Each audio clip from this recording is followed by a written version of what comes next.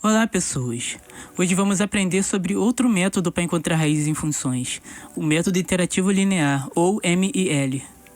O MIL funciona baseado na ideia de aproximação sucessiva de um valor que satisfaz a equação f de x igual a zero. O funcionamento desse método se fundamenta em dois conceitos principais, o ponto fixo e o teorema de contração uniforme.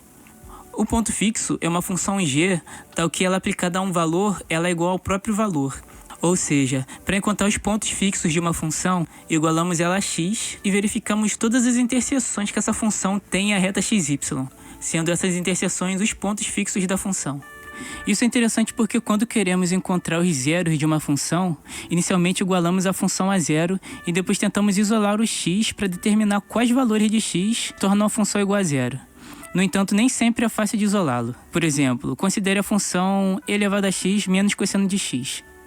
Essa função não é uma função simples de achar o zero, mas podemos reformular o problema observando que quando e elevado a x é igual a cosseno de x, isso dá os pontos onde o f de x é igual a zero. Reescrevendo essa equação como x igual a ln de cosseno de x, transformamos esse problema em um de ponto fixo. No método iterativo linear, essa relação é lida como uma função de iteração, que geralmente representamos pela letra grega φ ao invés de g. Só que tem um problema nesse método. Isso é porque uma função, apesar dela poder ter vários pontos fixos, quando tentamos encontrar algum a partir desse método, nós só conseguimos encontrar um deles.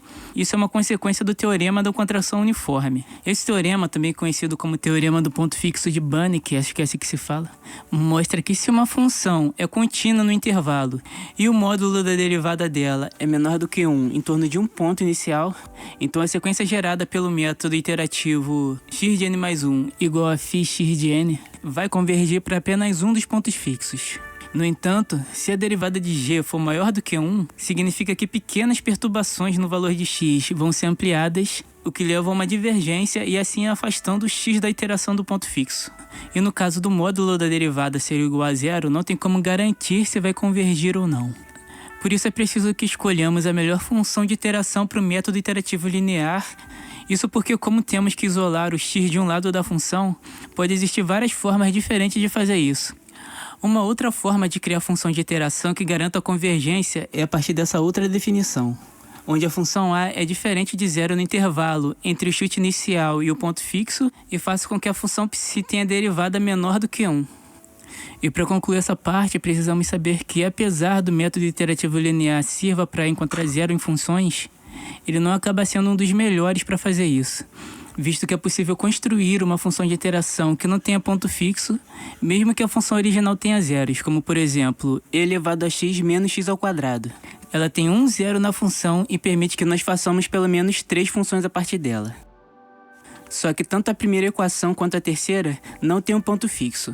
E dá para perceber isso se nós analisarmos elas assintoticamente, porque, por exemplo, a primeira equação, quando o x vai para menos infinito, essa função aqui tende a zero, ou seja, ela não intercepta a função x igual a y.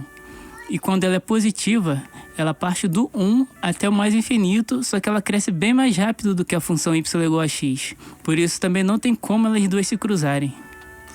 Então, resumidamente, para você achar o zero de uma função com método iterativo linear, você tem que, primeiro, achar uma função φ e garantir que ela tem um ponto fixo, garantir que essa função seja contínua no intervalo onde esse ponto está, e que a derivada dele, no ponto inicial, onde você vai começar a fazer as iterações, tem um módulo da derivada menor do que 1.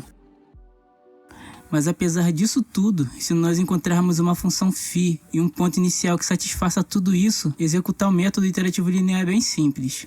Olha para essa função aqui em Python, por exemplo. Ela acha o zero de funções a partir do método iterativo linear, mas para isso o usuário já tem que ter uma função φ definida e um ponto inicial. As duas seguindo todas as regras que fazem essa função aqui convergir.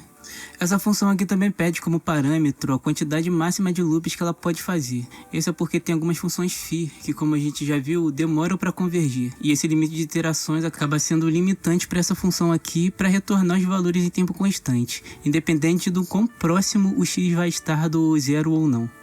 Além da quantidade máxima de loops, essa função aqui também pede o epsilon, ou o erro, que representa a precisão desejada para a solução. A quantidade máxima de loops que serão feitos ou o erro aceitável já tem um valor inicial e não precisam ser modificados se quiser. Com isso tudo definido, essa função aqui cria uma variável que vai contar quantos loops vão ser feitos, e ela é inicializada com o valor 0, e a partir daí começa realmente a função para convergir o valor de x inicial para 0, setando o próximo x igual ao φ do x anterior, e verificando a diferença desses dois valores de x de forma absoluta, porque se ele for menor do que o epsilon, menor do que o erro, aí sim eu posso parar esse loop aqui e retornar o valor de x mais atual.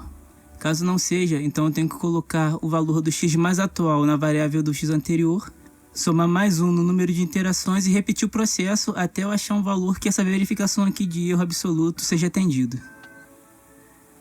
E é só isso, pessoal. Se vocês gostaram do conteúdo, não deixe de deixar o like. Se não for inscrito, se inscreve, porque eu vou trazer aqui mais conteúdos sobre métodos de cálculo numérico. E se tiver alguma dúvida ou sugestões para vídeos, coloca aqui nos comentários. E até o próximo vídeo, pessoal. Tchau.